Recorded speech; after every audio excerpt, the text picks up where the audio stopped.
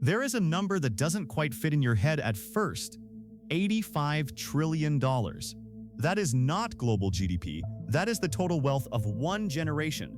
According to the Federal Reserve, baby boomers control more than half of everything America owns. More than any other generation in the entire history of the country. The number itself is not the problem. Wealth accumulates with age. That is how life works. The problem appears when you look at what stands next to it. The national debt their children and grandchildren will inherit is set to rise by another 63% over the next decade. Housing is out of reach for most young Americans, even with a degree, even with a steady job. Entry-level positions in the labor market are disappearing faster than new ones are appearing. The cost of living has been rising faster than wages for years now. How did the wealthiest generation in history leave behind such a bill? To answer that, you have to go back, far back. Start with what baby boomers were not. They were not a monolith. When you look at how that $85 trillion is actually distributed within the generation, the picture changes.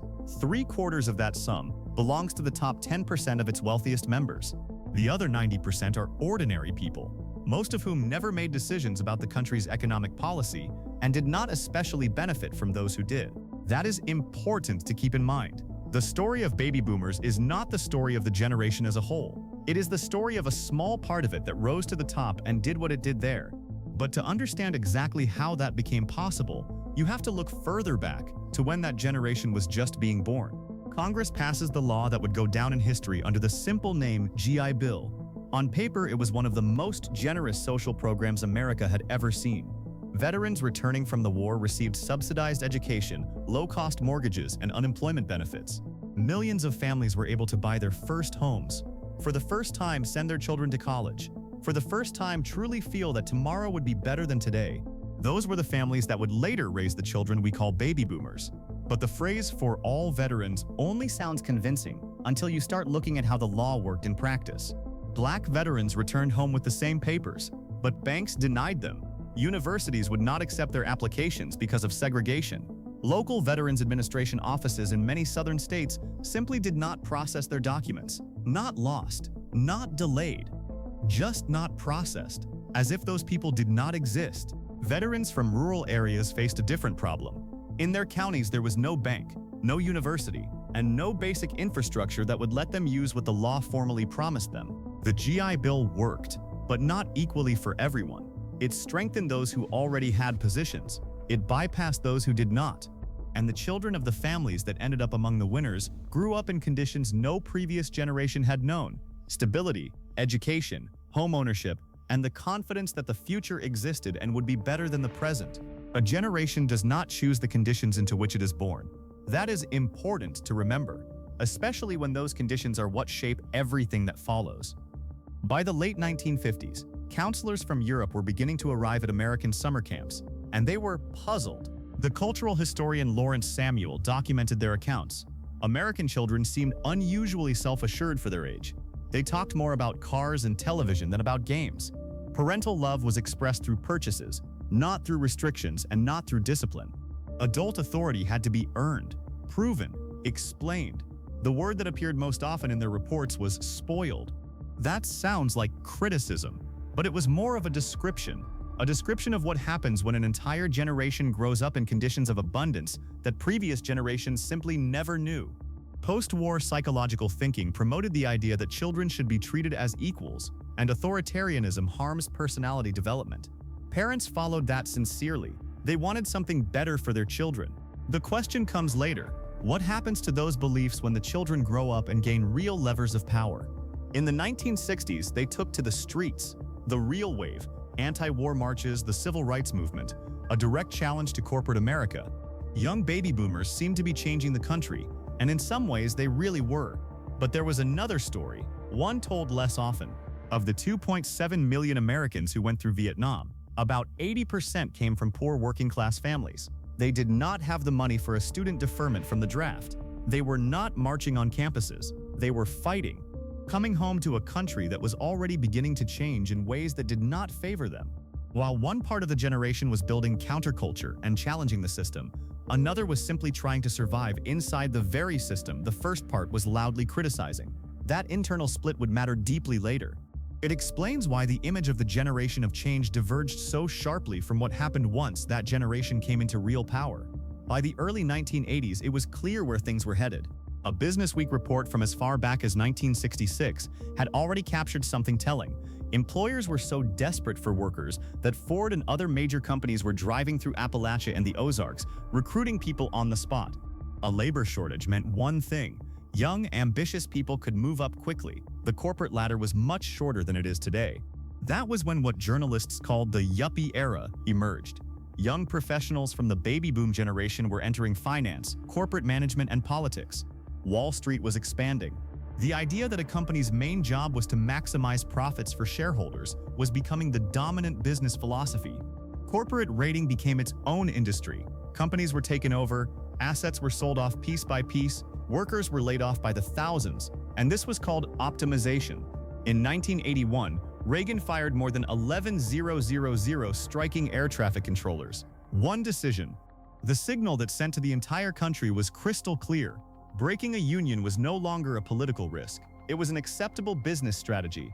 One labor relations consultant wrote in the Wall Street Journal at the time, openly, without apology, that the current climate presented a unique opportunity for companies to organize work without unions, and that the only real question was whether management had enough discipline to take advantage of that moment. Of the 16 million jobs created during Reagan's years in office, 12.5 million were in retail, cleaning, and food service. That is public data. But in public discourse, those years are still described as an era of economic revival. Revival for whom, exactly, depends on where you stand. Clinton became the first baby boomer president in 1993. The 22 million jobs created during his presidency is a number that still gets repeated in article after article. Less often mentioned is that 45% of them were in the low-skill service sector, and that middle-class income growth in the 1990s was not explained by the labor market getting better, but by people simply working much more. By 1998, the average American family was working a combined total of about 3,885 hours a year, almost 6 more work weeks than in 1989. In terms of labor intensity, the US outpaced every developed economy in the world except Portugal. At the same time, workers captured about 3% of the stock market's total gains, but they carried almost 40% of the historic growth in consumer debt.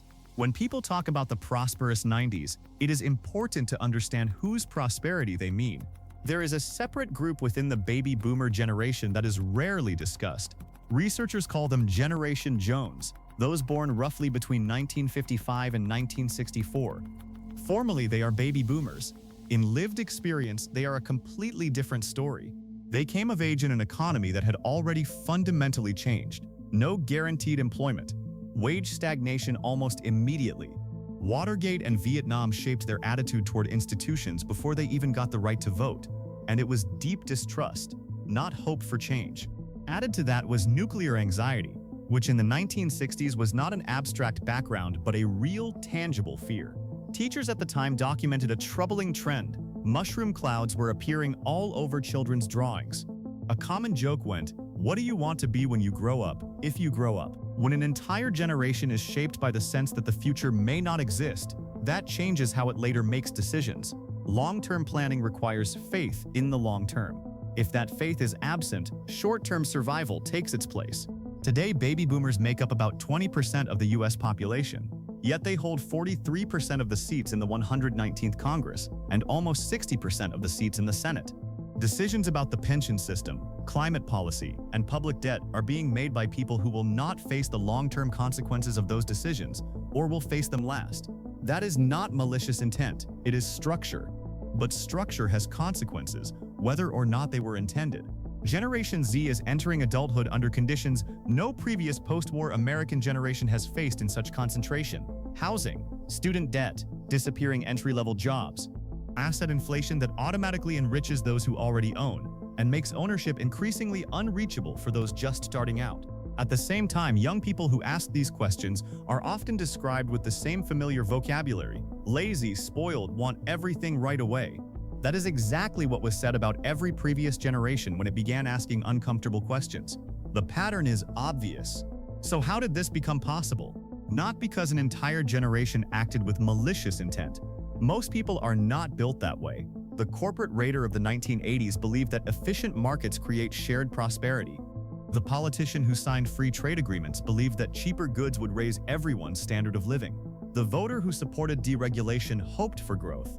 The problem is not the motives. The problem is that short-term logic systematically beat long-term logic, and the mechanisms that were created specifically to balance that, unions, progressive taxation, antitrust regulation, were weakened precisely when they were needed most, consistently, decade after decade. When feedback loops stop working, the system does not notice that it is going the wrong way, it just keeps going. Young baby boomers in the 1960s asked questions their parents thought were inappropriate.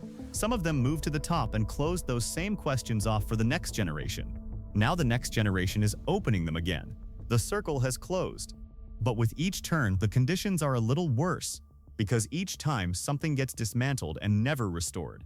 The real question is not who is to blame for the past, it is something else. What is being built right now, and for whom? The trees whose shade we sit in today were planted long ago, without knowing who exactly would sit in their shade, without knowing when. Just planted, because someone understood. You plant a tree not for yourself. Maybe that is the one thing one generation can truly teach another. Not capital, not politics, but something at once simpler and more difficult. The ability to think beyond one's own horizon, to make decisions whose consequences you will never see yourself, to plant trees whose shade you will never sit in. The only question is whether we learned it.